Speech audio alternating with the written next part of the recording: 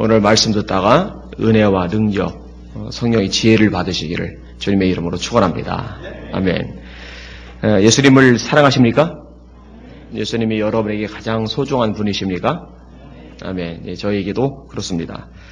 바울도 동일하게 고백을 합니다. 무엇이든지 내게 유익하던 것을 해로 여길 뿐만 아니라 또한 모든 것을 해로 여김은 내 주 그리스도 예수를 아는 지식이 가장 고상함을 인합니다.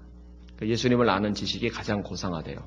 헬라어, 히브리 아는 것보다, 영어 아는 것보다, 과학을 아는 것보다, 세계적인 역사와 문학을 아는 것보다, 또 어떤 존귀하고 위대한 인물을 아는 것보다 예수님을 아는 것, 이게 가장 고상하대요.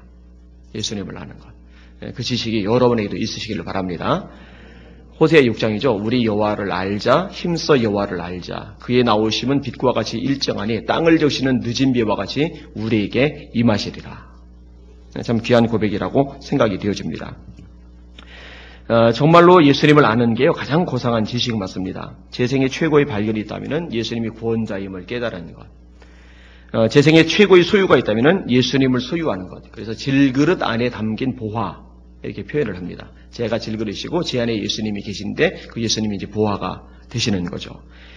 제 생애 최고의 기쁨이 있다면 예수님이 저를 사랑하신다는 것을 깨달은 것. 그것이죠. 오늘 본문도 그 예수님에 대해서 잘 알려주는 대목입니다. 첫 번째로 세리 마태를 부르시는 예수님의 모습인데 9절을 같이 읽겠습니다. 시작.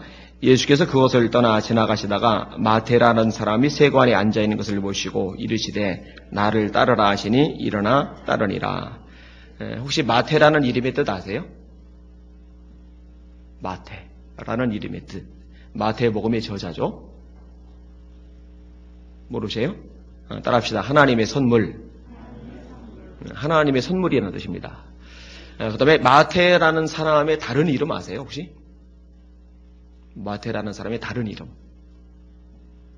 따라합시다. 레위라는 뜻이에요. 그럼 레위란 말의 뜻은 뭔지 아세요? 따라합시다. 하나님과 연합. 좋은 뜻이죠. 마태란 말은 하나님의 선물이라는 뜻이고 레위란 말은 연합이라는 뜻이에요. 참 좋은 이름을 가지고 있어요. 이렇게 좋은 이름을 가지고 있는 마태, 여러분 그 당시 사람들은 2개 혹은 3개의 이름을 가진 사람들이 많아요. 그리고 그 이름에는 부모님의 바람이 담겨 있어요. 너는 하나님의 선물 같은 존재가 되렴. 너는 연합한 존재가 되렴. 근데 마태는요 사실 그런 삶을 살지를 못했죠. 왜요? 마태 직업이 뭐였어요? 세리였거든요. 세리. 그러니까 유대인들에게서 세금을 걷어서 로마에다 갖다 바치는 일을 했어요.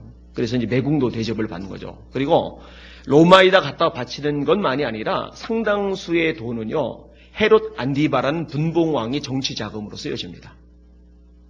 유대인들이 그 당시에 먹고 살기가 힘들었거든요. 밀란도 많았고, 자연재해도 많았고, 성전세 내지, 게다가 로마에다 또 세금을 내지, 세금이 이제 이중이고, 이러다 보니까 핍절해서 참 살기 힘든 상황이었는데, 인정머리 없이 돈을 뜯어내던 역할을 하던 사람들이 세리입니다. 그게 로마 정부의 헤롯 안디바의 정치 자금에 쓰여지는 거죠. 그러니까 유대인들 입장에서 세리하면은 이가 갈리는 거죠. 그래서 제가 종종 얘기하듯이 산에 가면은 호랑이가 있고 거리에 가면 세리가 있다. 산에 갔다가 호랑이 만나면 낭패잖아요. 마찬가지로 세리를 만나면은 낭패를 받는다. 그런 얘기죠. 그런데 예수님께서요, 이 사람 대접을 못 받는, 인간 대접을 못 받는 세리 마태를 부르신 거예요. 너 나를 따라라. 너 나를 따르라. 이 따르라는 얘기는요, 순간적인 부르심이 아니죠. 지속적으로 함께 데리고 다니시겠다는 겁니다. 여러분, 사람을 부르고 쓸 때요, 아무나 부르진 않습니다. 여러분, 회사에서 사람을 쓸 때 어떤 사람을 씁니까? 능력 있는 사람 쓰죠. 스펙 좋은 사람 쓰죠. 그래서 요즘 청년들이 스펙 쌓으려고 발버둥을 치는 겁니다. 영어 자격증 포함해서 각종 자격증을 따려고 난리 버거지를 치는 거예요. 왜냐하면 그런 사람들을 회사가 요구를 하니까. 여러분, 대통령이 사람 불렀을 때 조건 까다롭죠. 수석, 비서관, 행정관, 이런 사람들은 공무원 중에서도 고위직입니다. 그죠? 구급 공무원부터 밟아서 올라갈 수 있는 위치가 아니에요. 그냥 발탁되는 순간에 고위직 공무원이 되는 거예요. 그런데 이런 사람들 불러다 쓸 때요, 역량이 뛰어난 사람, 그런 사람들 불렀습니다. 근데 여러분, 대통령보다 한참 위에 계신 분, 비교할 수 없을 만큼 높으신 분이 예수님이신데, 그 예수님이 사람을 쓰신다고 부르시는데, 글쎄 마태를 부르신 거예요. 손가락질 당하는 세리를 부르신 거예요. 이게 신비죠, 신비. 아주 놀라운 일이죠.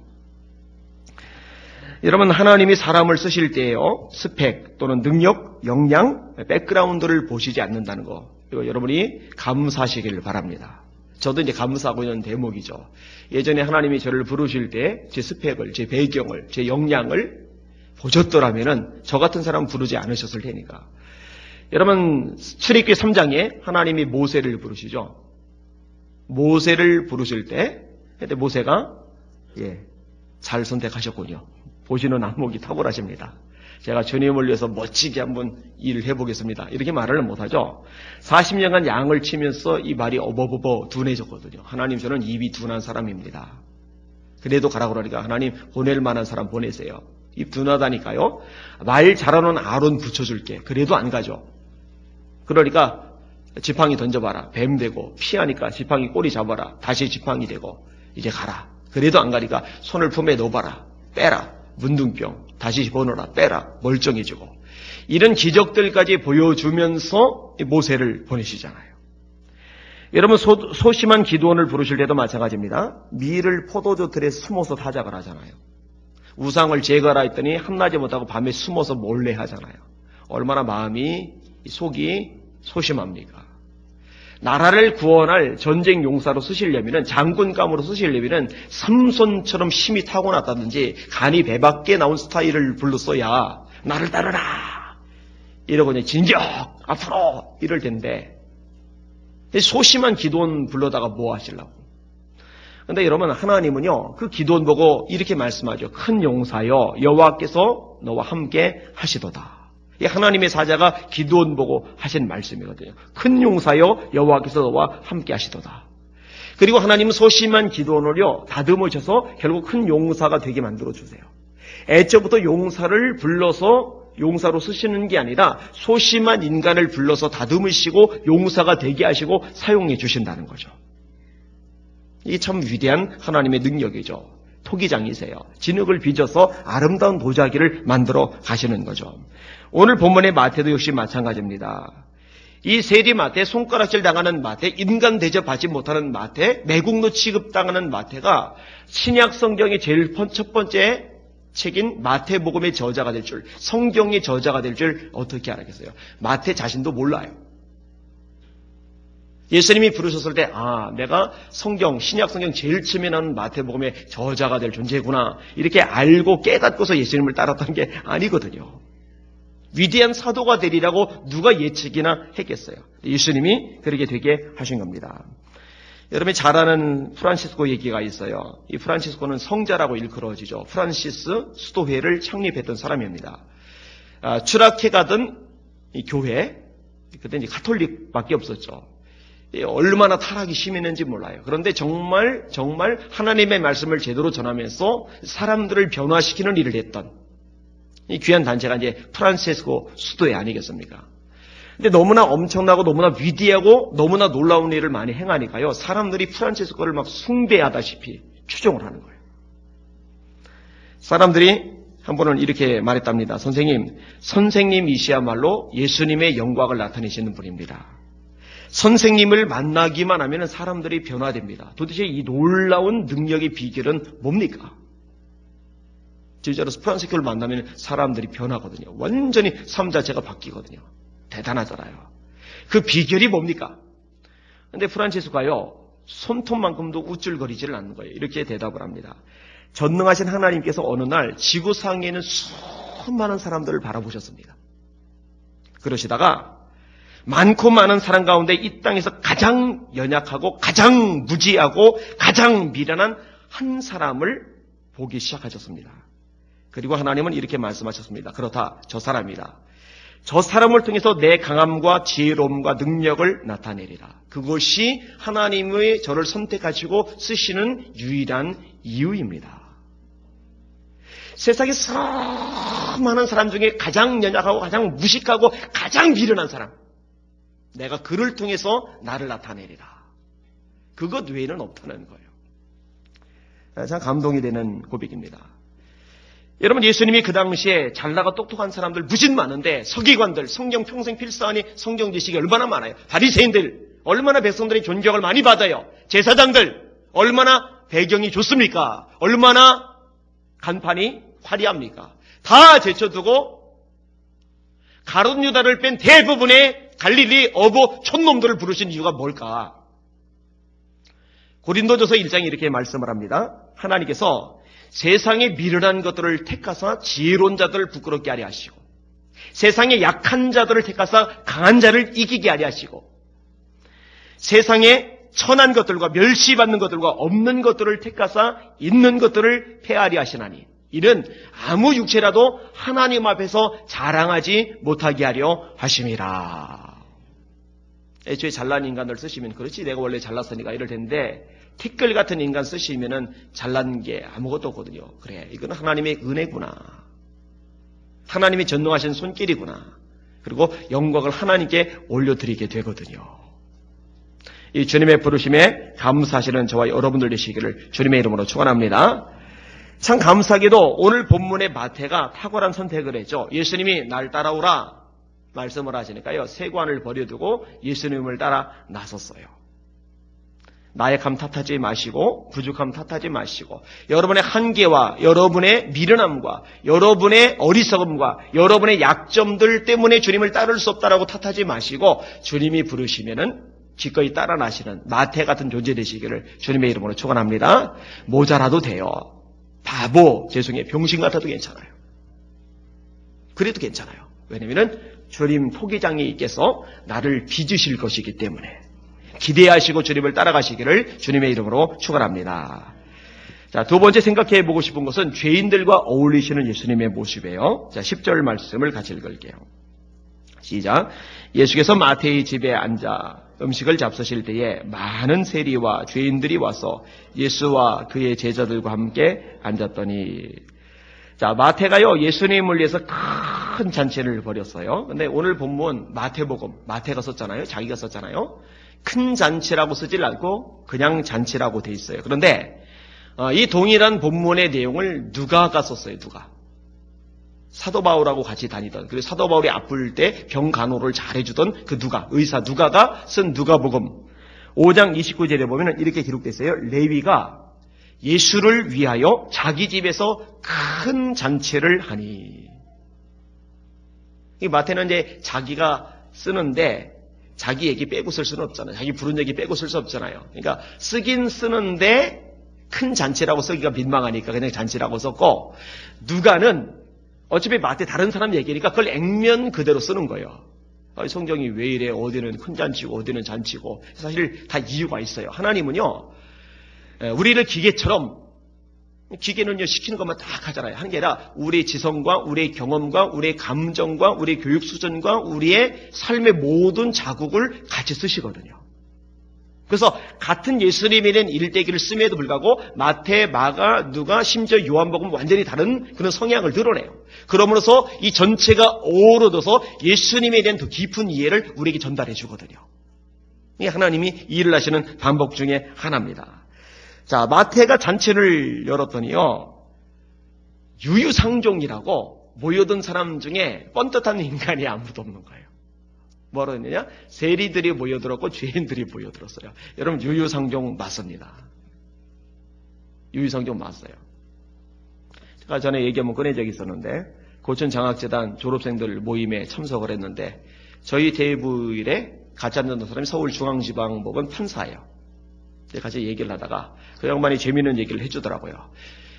자신들을 교육을 한대요. 높은 양반들이. 너희들 아무하고나 어울리지 말아라. 뭐 소주, 막걸리 이런 거 마시지 말아라. 술 마셔도 좋은 술 마셔라. 고급스럽게 행동해라.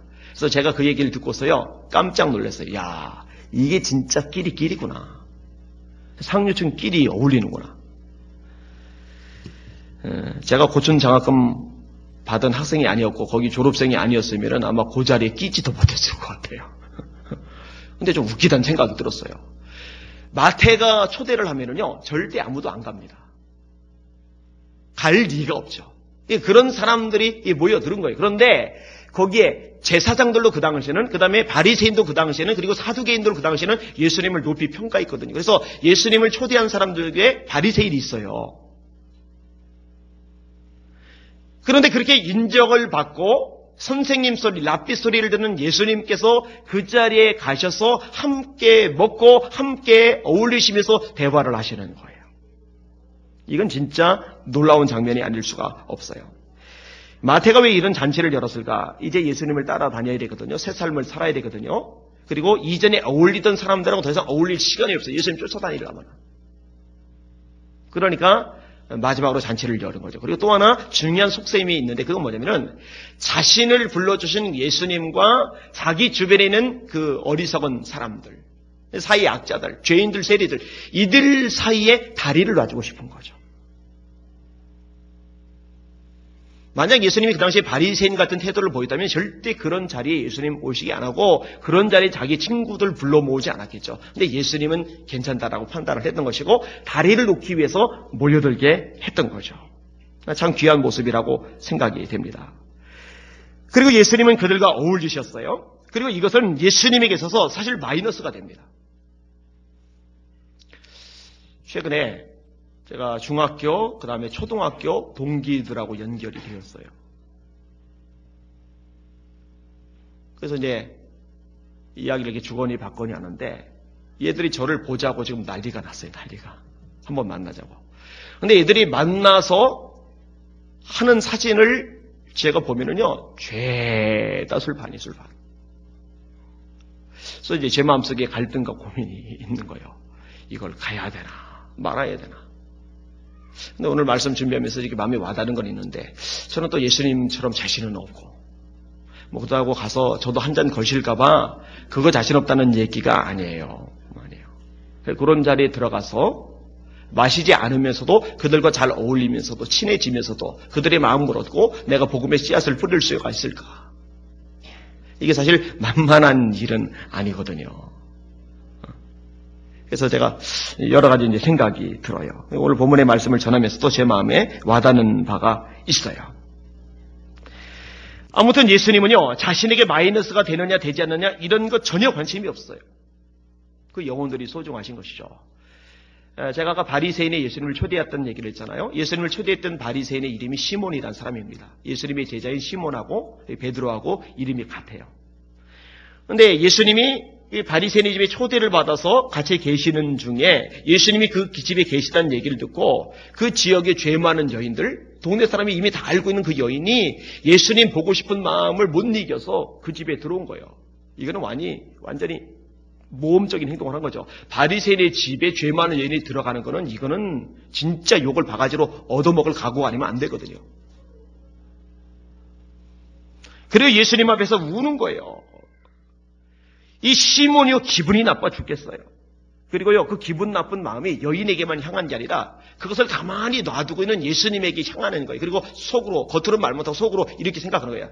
이 사람이 진짜 선지자라면은 자기를 만지고 있는 여자가 예수님 만지고 발치 아래에서 막 울면서 그 발을 닦았잖아요. 이 여자가 죄인인 줄 알았을 텐데 예수님이 그 마음을 꿰뚫어 보시고서 거기에 이제 비유를 또 말씀하시잖아요, 그죠? 500데나리온 빚진 사람이고 50데나리온 빚진 사람이 있는데 둘 다 탕감해 줬다. 그러면은 누가 더 그 탕감해 준 주위를 사랑하겠느냐? 500데나리온 탕감 받은 사람입니다. 여인이 그렇다는 거죠. 이 바리새인이 속으로 무슨 생각을 하는지 빤히 알아요. 거기에 맞춰서 예수님, 야 여자야, 네가 어디 여기 들어와? 여기 네가 있을 곳이 아니야. 가. 그러면은 옆에 있는 바리새인이 역시 우리하고 어울릴 만큼 레벨이 있는 분, 수준이 있는 분이시네. 그러면 더 인정할 거 아니겠어요? 근데 예수님 그런 쪽에 관심이 없는 거예요. 그 여인에게 관심이 있는 거고요. 사실 목사로서 이런 예수님의 마음을 본받지 못한다면, 이런 마음에서 멀어진다면 자격 미달이 되겠구나, 이런 생각을 하게 됩니다. 여러분, 이런 예수님은요, 저에게도, 여기는 여러분에게도 잘 다가와 주시는 분인 줄 믿으시길 바랍니다. 여러분 때로 실수하죠. 허물 많죠. 여러분이 여러분을 생각할 때 참 한심하고 어리석다라는 생각이 들 때가 많죠. 왜냐하면 제가 저를 볼 때도 그런 생각이 들 때가 많아요. 누구나 그런 생각이 들 날이 많거든요. 그런데 참 감사하게도 예수님은 그런 저에게도 그런 여기는 여러분들에게도 다가와 주시고 어울려 주시는 줄 믿으시길 바랍니다. 내가 쓰러졌다고, 내가 실패했다고, 내가 몇 번 주님의 마음에 아픔이 되었다고 나를 내쳐버리는, 너는 쓸모없다라고 딱지를 붙여버리는 그런 매정하고 쌀쌀맞은 예수님이 아니시라는 거 믿으시길 바랍니다. 사실 그런 믿음이 아니었다면 스스로에게 절망할 수밖에 없는 거죠. 그 예수님이 너무 좋아요. 옛날에 많이 부르던 찬양이죠. 세상에서 방황할 때 나 주님을 몰랐네. 내 맘대로 고집하며 온갖 죄를 저질렀네. 예수여, 이 죄인도 용서받을 수 있나요? 벌레만 도 못한 내가 용서받을 수 있나요? 2절에 보니까 이렇게 고백하는 것에 대한 이 긍정적인 반응이 있잖아요. 이 죄인의 애통함을 예수께서 들으셨네. 못자국난 사랑의 손 나를 어루만지셨네. 내 주여, 이 죄인이 다시 눈물을 흘립니다. 오 내 주여, 나 이제는 아무 걱정 없습니다. 3절은 함께 하시는 예수님에 대해서 고백을 해요. 내 모든 죄 무거운 짐 이젠 모두 다 벗었네. 우리 주님 예수께서 나와 함께 계신다고. 내 주여, 이 죄인이 노한 감사드립니다. 나의 몸과 영혼까지 주를 위해 바칩니다. 아멘. 참 멋있는 고백이에요. 이것을 지었던 분이 안씨더라고요. 안씨. 안초로씨. 예, 안씨의 인물이 많아요. 여러분, 이렇게 사람들을 찾아가시고 차별하지 아니하시고 손을 내미시는 예수님의 모습, 저도 여러분도 같이 본받을 수 있기를 주님의 이름으로 축원합니다. 우리 예수 믿음의 성도들은 사람 차별하지 맙시다. 사람 구분하지 맙시다. 누가 오더라도 이 기회에 오면은 주님의 마음으로 그를 환영해주고 따뜻하게 웃어주고, 그리고 그를 위해서 기도해주고 주님의 사랑을 보여주는 그런 성도를 되시기를 주님의 이름으로 축원합니다. 정죄의 눈, 판단의 눈, 비판의 눈, 이런 눈은 다 빼버리시고 사랑의 눈, 긍휼의 눈, 자비의 눈, 주님의 눈을 소유하실 수 있기를 주님의 이름으로 축원합니다. 아멘. 자, 세 번째 부분, 예수님께서 바리새인과 얘기하는 장면 속에서 당신이 오신 목적을 말씀하세요. 오신 목적이 뭐냐? 죄인을 부르러 오셨다는 거예요. 자, 바리새인들 껴들죠. 11절 보겠습니다. 시작. 바리새인들이 보고 그의 제자들에게 이르되 어찌하여 너희 선생은 재리와 세인들과 함께 잡수시느냐. 못마땅해 죽겠는 거예요. 아니, 이제 예수님은 저렇게 백성들의 인기도 받고 있고 가르치는 것도 탁월하고, 그리고 우리 같은 사람, 백성을 가르치는 선생 같은 우리들조차도 인정할 수밖에 없는 능력을 나타내는데, 그럼 좀 격이 맞게 우리 같은 사람들하고만 어울리지 왜 세리들, 죄인들 따위하고 같이 어울리시지? 이 얘기를 예수님께 하고 싶은데 직접 하기는 좀 어렵고, 그러니까 예수님의 제자들에게 이렇게 묻는 거예요. 야, 니네 선생은 왜 저러냐? 너희들이 좀 얘기 좀 해라. 좀 말려라. 수준 떨어진다. 질 떨어진다. 이제 그런 얘기를 끄집어내는 거예요. 근데 여러분, 이렇게 이들이 태도를 보이는 이유가 뭐냐면요. 자기들의 삶에 대한 자신감입니다. 나 정도면 깨끗해. 나 정도면 훌륭해. 나 정도면은 존경받을 만하고 인정받을 만해. 이런 자부심이 많이 있는 거예요. 이런 눈을 가지고 다른 사람들을 보니까 죄다 지만 못해 보이는 거죠. 근데 여러분 잘 들으세요. 죄다 지만 못해 보이는 그 눈이야말로 진짜 병든 눈, 썩은 눈입니다. 빌립보서 2장에 보면은 각각 자기보다 남을 낮게 여기고 각각 자기 일을 돌아볼 뿐더러 또한 각각 다른 사람들의 일을 돌아보아 나의 기쁨을 충만하게 하라. 그 다음 구절이 너희 안에 이 마음을 품으라 곧 그리스도 예수의 마음이니. 옆 사람 보시고 얘기해주세요. 성도님이 저보다 나으십니다.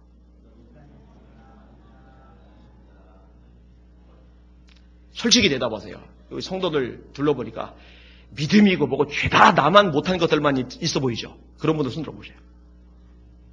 죄다 나만 못한 것들만 교회에 가득해요. 그런 분들은 예수 지금 못 믿으시는 거예요. 제대로 못 믿으시는 거예요. 바리새인들이 그러거든요. 죄다 자기만 못한 거예요. 어떤 미국의 목사님이 A 집사님을 신방을 했는데 A 집사님이 목사님 보자마자 저 반대편에 있는 그 반대편에 B 집사님이 살고 있거든요. 거기 욕을 하는 거예요. 저기 베란다에 빨래 넣은 거 좀 보라고. 빨래 저렇게 꼬질꼬질하다고. 빨래를 하려면 좀 이쁘게 깔끔하게 해야지 저기 뭐냐고. 신방 마쳤어요. 어차피 이제 그 지역 도는 거니까 이제 반대쪽 집으로 갔어요. B 집사님 집으로. 근데 B 집사님 집에 가서 빨래를 봤더니 빨래가 깨끗한 거예요. 이게 뭐지? 가만히 생각해 보니까 그 A라는 집사님 유리창이 더러운 거예요. 더러운 유리창을 통과해서 다른 걸로 보니까 죄다 더럽게 보이는 거예요. 죄다 때묻은 걸로 보이는 거예요. 그럼 잘 들으세요. 여러분의 눈에 주님이 하나님이 기뻐하지 않는 더러운 것들이 잔뜩 껴있으면요, 다른 사람들 죄다 안 좋은 것만 보이고요, 교회를 봐도 안 좋은 것만 보여요. 제가 가끔 그런 얘기를 끄집어내는데 가나안 땅을 정탐하고 들어와서 똑같은 걸 보고 왔는데 10명의 정탐꾼들은요, 대적을 거미를 삼키는 땅이라고. 여호수아 갈렙은 심히 아름다운 땅이라고. 똑같은 것을 보는데요, 눈에 뭐가 껴있느냐에 따라서 악평이 나오기도 하고 칭찬의 말이 나오기도 하는 거예요. 여러분의 눈에 예수님의 은혜가 끼시길 바랍니다. 여러분의 눈에 예수님의 사랑이 끼시길 바랍니다. 여러분의 눈에 예수님의 마음이 끼시길 바랍니다. 그리고 이제 사람들을 보면은 사랑스러운 거죠. 아름다운 거죠. 가능성이 보이는 거죠. 그러니까 예수님이 시몬 보고 너는 베드로, 너는 반석이다. 이런 말이 가능한 거죠. 안 그러면은 죄다 틀린 인간이죠. 죄다 글러먹은 존재들인 거죠. 여러분, 그 눈이 사실은 병든 눈, 문제가 많은 눈인 거예요. 자, 이 바리새인이 그런 말을 하니까 예수님이 이제 대답을 하시는 거예요. 그게 이제 12절과 13절이죠. 같이 읽을게요. 시작. 예수께서 들으시고 이르시되 건강한 자에게는 의사가 쓸데없고 병든 자에게라야 쓸데있느니라. 너희는 가서 내가 긍휼을 원하고 제사를 원하지 아니하노라 하신 듯이 무엇인지 배우라. 나는 의인을 부르러 노라 하시니라. 이 당시에 속담이에요. 인용하신 것이 건강한 자에게는 의원이 쓸데없고 병든 자에게라야 쓸데있느니라. 여러분, 멀쩡한데 병원에 입원해 있는 사람을 뭐라고 그래요? 나이롱 환자라고 그러죠. 요즘은 이제 국립과학수사 거기에서 나이롱 환자를 적발해내는 이 프로그램이 이제 운영이 돼서 교통사고 났을 때 살짝 접촉사고 났는데 입원하면은 보험 사기로 이제 걸려들 수도 있어요. 저도 예전에 당한 적이 있거든요. 살짝 봤는데 그냥 돈 10만 원 내라는 거예요. 그래서 그 사람한테 돈 가는 거 싫어가지고 그냥 고치라고 했더니만 나중에 보험료 날라왔는데 10년도 더 된 얘기예요. 차 수리비 140만 원, 그 다음에 병원 입원비 한 30만 원 이래가지고, 그래서 제가 보험사 직원한테 전화해가지고 이게 뭐하냐고, 당신 뭐하는 거냐고 따지고 들었더니 자기도 가짜인 걸 아는데 땡깡 부리고 누워있으면 자기들도 어쩔 도리가 없다고. 그래서 제가 더 이상 일을 진행 못하고 중단했던 적이 있어요. 아무튼 이 병이 걸려야 의사가 필요하지 건강한 사람에게는 의사가 필요가 없어요. 그죠? 여러분 마찬가지로 예수님이 필요한 사람은 죄인입니다. 스스로 의롭다라고 생각하는 사람은 예수님의 필요성을 못 느껴요. 그래서 바리새인들은 예수님의 필요성을 잘 못 느끼는 거예요. 그냥 존경을 받고 영향력 있으니까 자기 같은 사람들하고 비슷한 레벨의 사람들끼리 어울려 주기를 바랬을 뿐이지 예수님을 구주로 받아들일 마음은 손톱만큼도 없는 거죠. 예수님이 호세아서 말씀을 인용하세요. 자, 속담을 인용하신 예수님이 이제 호세아를 인용을 하시는데 이렇게 말씀하죠. 너희는 가서 내가 긍휼을 원하고 제사를 원치 아니하노라 하신 뜻이 무엇인지 배우라. 이 호세아서의 말씀입니다. 따라합시다. 긍휼을 원하고 제사를 원치 아니하신다. 제사가 뭐예요? 우리식으로 하면은 예배. 여러분 하나님이 예배를 원하세요? 원하지 않으세요? 예배 원하시죠. 요한복음 4장이죠. 하나님은 영이시니 예배하는 자가 신령과 진정으로 예배할지니라. 아버지께서는 이렇게 자기에게 예배하는 자들을 찾으시느니라. 하나님은 예배를 정말 기뻐하세요. 예배를 생명처럼 여기는 사람을 하나님께서 축복해 주세요. 그래서 사무엘이 국가적인 위기를 만났을 때 외국에 원조 요청하는 것보다 군사 정비하는 것보다 피신시키는 것보다 온전한 번제를 드리는데 더 집중을 했던 거거든요. 예배 축복이 있어요. 예배 능력이 있어요. 예배 기적이 있어요. 그래서 예수님도 말씀한 거예요. 하나님은 신령과 진정한 예배자 찾고 계신다. 그런데 이거보다 더 중요한 것을 호세아가 인용을 하는 거죠. 긍휼을 원하고 제사를 원치 않는다. 다시 말해서 냉혹한 눈, 잔인한 눈, 사랑이 빠져버린 눈, 그런 마음, 그런 태도를 가지고 드리는 예배는 하나님 앞에 의미가 없다는 거예요. 우리 주님도 비슷한 말씀을 하세요. 예물을 제단에 드리다가 형제에게 원망 들을 만한 일이 있는 줄 생각나거든 먼저 가서 예배 지금 안 중요하다? 예배 중단해라. 그리고 먼저 가서 형제와 화목하고 그 후에 와서 예물을 드리라. 이 관계성에 대해서 얼마나 주님이 강조를 많이 하신 것입니까? 그리고 내리신 결론이죠. 내가 의인을 부르러 온 것이 아니라 죄인을 부르러 왔노라. 그럼 예수님이 의인은 싫어하시고 죄인만 좋아하신다는 말인가? 그거 아니죠. 죄인이 아닌 사람은 아무도 없어요. 따라합시다. 의인은 없나니 하나도 없으며. 로마서 3장 10절입니다. 따라합시다. 모든 사람이 죄를 범하였음에 하나님의 영광에 이르지 못하더니. 이게 로마서 3장 23절입니다. 따라합시다. 모든 사람이 죄를 범하였으므로 사망이 모든 사람에게 이르렀느니라. 이것이 로마서 5장 12절 말씀입니다. 성경은요, 인간 중에 죄가 없는 사람은 아무도 없다고 분명하게 가르쳐주고 있어요. 그러면 내가 의인을 부르러 온 것이 아니라 죄인을 부르러 왔다라는 말은 뭐냐? 정말 의인도 있고 죄인도 있는데 죄인을 구원하시러 왔다는 얘기냐? 그게 아니라 다 죄인인데 자기가 죄인됨을 정직하게 고백하고 겸손하게 고백하고 저를 불쌍히 여겨주세요라고 말하는 사람만이 구원의 대상이 된다는 거예요. 나는 의인이야. 나 정도면 깨끗해. 나 정도면 훌륭해. 나 정도면 대접받을 만하고 나 정도면 하나님도 봐주실 거야. 이런 사람은 주님의 구원의 대상이 되지 못한다는 얘기예요. 그래서요, 정말 인간적으로 형편없는 사람이 구원받는 것이 나 정도면 괜찮다라는 자기 의에 빠진 사람이 구원받는 것보다 훨씬 쉬워요. 정말 구원받기 어려운 사람이 첫째는 부자, 둘째는 자기 의에 빠진 사람. 아니면 바꿔도 돼요. 첫째는 자기 의에 빠진 사람, 아니면 부자. 부자는 의지할 게 많거든요. 자기 의에 빠진 사람은 주님의 은혜가, 주님의 긍휼이 크게 필요하지 않거든요. 여러분은 어떠세요? 여러분이 하나님 앞에 정말 죄인임을 인정하세요? 정말 주님의 은혜가 아니면 안 되는 자임을 고백하세요? 베드로처럼 저는 죄인입니다. 이사야처럼 화로다 나여 망하게 되었도다. 나는 입술이 부정한 사람이요 입술이 부정한 백성 중에 거하면서 만군의 여호와이신 왕을 배웠음이로다. 바울처럼 죄인 중에 제가 괴수입니다. 이 고백이 저에게 여러분에게 있으시길 주님의 이름으로 축원합니다. 이렇게 죄인됨을 고백하는 저에게 여기는 여러분에게 주님의 은혜가 임하실 것을 믿으시기를 바랍니다. 그리고 그 은혜를 받은 사람답게 이제는 다른 죄인들을 판단하고 정죄하지 않는 그들을 오히려 사랑하고 품어주는 주님의 눈을 가지실 수 있기를, 주님의 마음을 지니실 수 있기를 주님의 이름으로 축원합니다. 아멘. 말씀을 정리하겠습니다. 세 가지를 말씀을 드렸어요. 첫 번째 부분은 세리 마태를 부르시는 예수님, 따라오라. 저를 불러주셨어요. 여기는 여러분들을 불러주셨어요. 감사죠? 아멘. 이 감사 잊지 마시기를 바랍니다. 두 번째 부분은 죄인들과 어울리시는 예수님. 예수님이 참 좋아요. 교회는 문턱이 높으면 안 돼요. 교회는 문턱이 높으면 타락하는 거예요. 이 교회는 문턱이 낮아야 돼요. 우리 교회는 어떤지 한번 점검해 보셨으면 좋겠습니다. 그리고 마지막 세 번째 부분, 죄인을 불러 구원하러 오셨다는 거. 여러분의 죄인됨을 정직하게 고백하실 수 있기를 주님의 이름으로 축원합니다.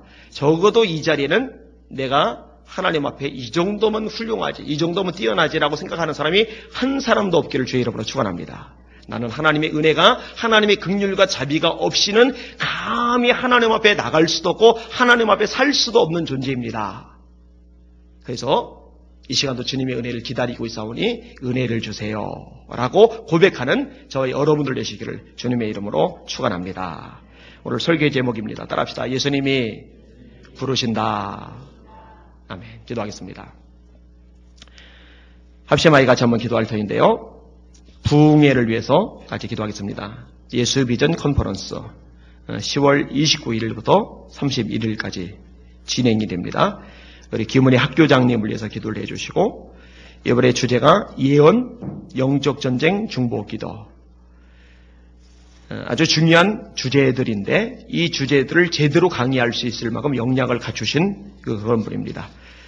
그러니까 한번 행사로 지나가지 않고 좀 구체적으로 하나씩 배워갈 수 있는 기회가 되면 좋겠다라고 생각이 되어집니다. 이번은 예언에 대해서, 영적 전쟁에 대해서, 중보 기도에 대해서 좀 배울 수 있는. 그래서 사실 한 번에는 못 배워요. 중보기도 학교 같은 것들도 이제 필요합니다. 그래서 이제 이런 것들 하나씩 체계를 좀 잡았으면 좋겠다라는 마음이 있는데, 그게 이제 또 사람과 관련된 부분들이라 하여튼 기도만 하고 있습니다. 어쨌든 이번에 좋은 기회가 되도록 역사해 주십시오라고 기도하겠습니다. 자, 두 손 하나님 앞에 높이 한번 드시고, 우리 주님을 세 번 부르시고, 성령의 불이 하늘의 영광이 가득한 컨퍼런스가 되게 하여 주시옵소서. 합심하여 기도하겠습니다. 기도합니다. 주여!